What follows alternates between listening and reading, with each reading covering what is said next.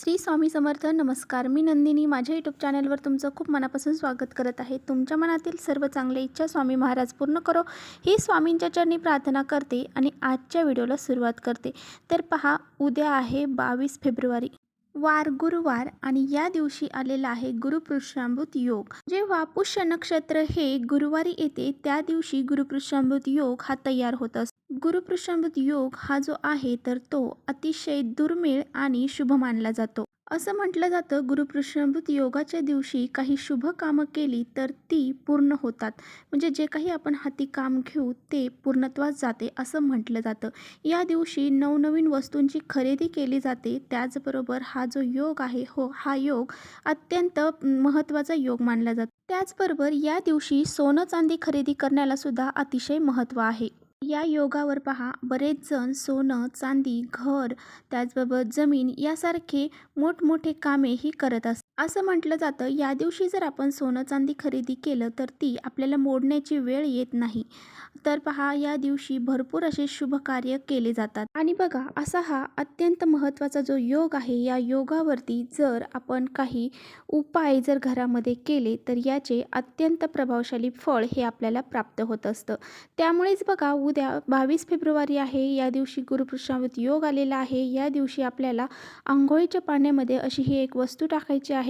ही वस्तू जर आपण अंघोळीच्या पाण्यामध्ये जर टाकली आणि अंघोळ केली तर आपल्या कठीणातील कठीण इच्छा ज्या आहेत तर त्या 1 दिवसात पूर्ण होतील. असा हा अत्यंत प्रभावशाली उपाय आहे. त्याचबरोबर आपल्या घरावरती काही वाईट शक्ती असतील, काही अडचणी असतील, काही संकट असतील, त्याचबरोबर या दिवशी जर आपण आपल्याला काही शत्रुबाधा झालेली असेल किंवा घरामध्ये काही वादविवाद होत असतील किंवा काही अडचणी दोष लागलेले असतील, करणीबाधा असेल, या सर्व गोष्टी ज्या आहेत त्या नष्ट होऊन जातात.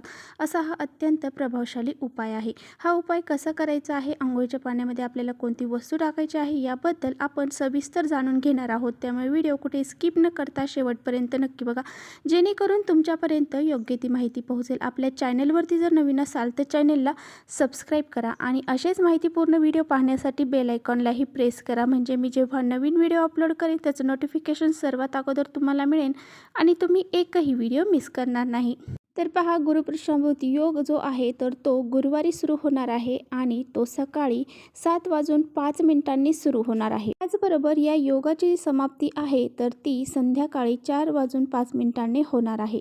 त्यामुळे या दरम्यानच जी काही आपल्याला सेवा किंवा उपाय करायचे आहेत तर ते आपल्याला ह्या टाईम जो आहे ह्या टाईमांच्या मध्येच करायचा आहे. त्यामुळे आपल्याला पहा, काही जे उपाय आहेत, काही सेवा आहेत तर त्यासुद्धा आपल्याला ह्या वेळेतच करायच्या आहेत.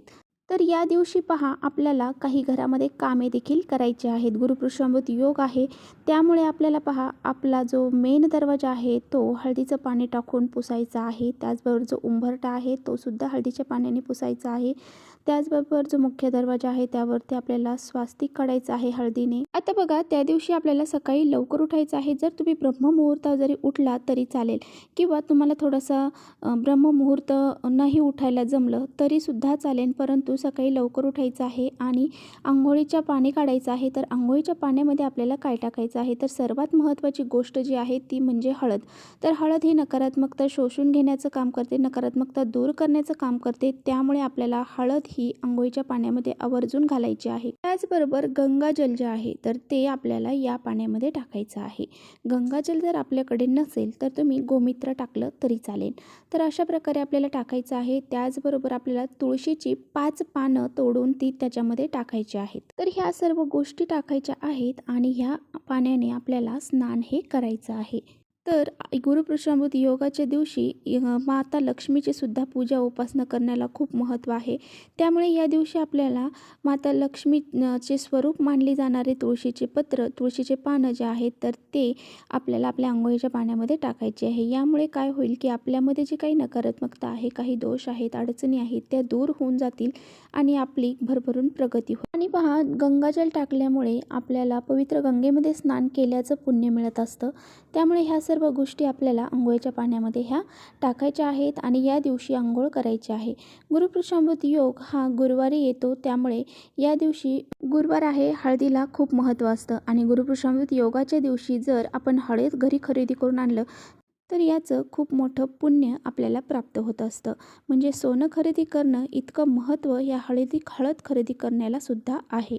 त्यामुळे या दिवशी जर तुम्हाला जमलं तर तुम्हाला हळद खरेदी करून आणायची आहे. आता बघा, बऱ्याच जणांना प्रश्न पडतो की गुरुवार आहे आणि गुरुपुष्यंभूत योग सुद्धा आहे आणि बरेच जण पहा गुरुवारचे व्रत देखील करत असतात. स्वामींचे गुरुवार करत असतात, कुणाचे नेहमीचे गुरुवार असतात आणि कुणी व्रत देखील हे पकडत असतात. त्यामुळे पहा या दिवशी चुकूनही केस हे धुतले जात नाही आणि या दिवशी पहा फरशी देखील पुसली जात नाही. गुरुवार आहे आणि गुरुवारच्या दिवशी आपण फरशीही पुसत नाही आणि केससुद्धा धुत नाही. त्यामुळे ह्या 2 गोष्टी आवर्जून लक्षात ठेवा.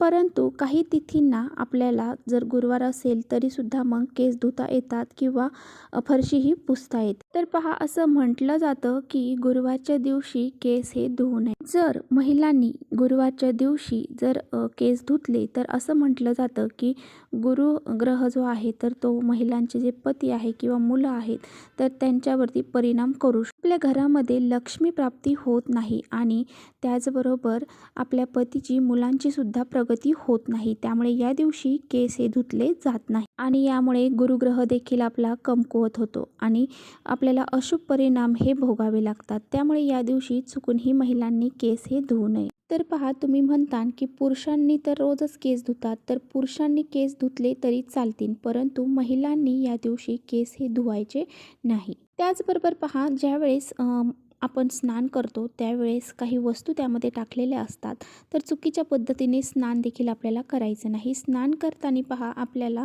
पहिला मग भरून घ्यायचा आहे तो उजव्या खांद्यावरती टाकायचा आहे, दुसरा मग भरून घ्यायचा आहे तो डाव्या खांद्यावरती टाकायचा आहे. अशा पद्धतीने आपल्याला स्नान हे करायचं आहे.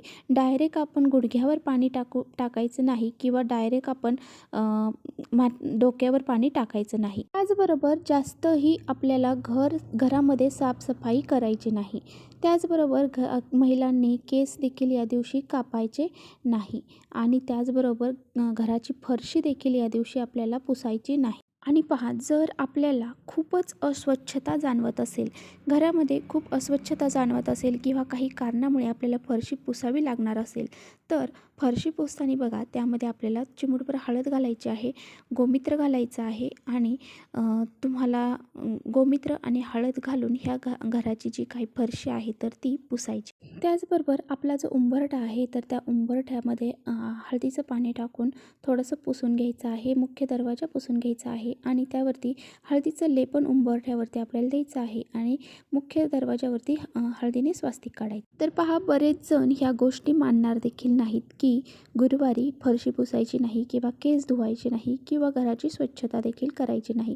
तर प्रत्येक दिवस हा वेगवेगळ्या गोष्टींसाठी असतो. त्यामुळे या दिवशी आपल्याला काही गोष्टी ह्या पाळायच्या असतात. तर चला, इथेच करते व्हिडिओचं एंड. व्हिडिओ आवडला असेल तर नक्की लाईक करा, चॅनलवर नवीन असाल तर चॅनलला सबस्क्राईब करा.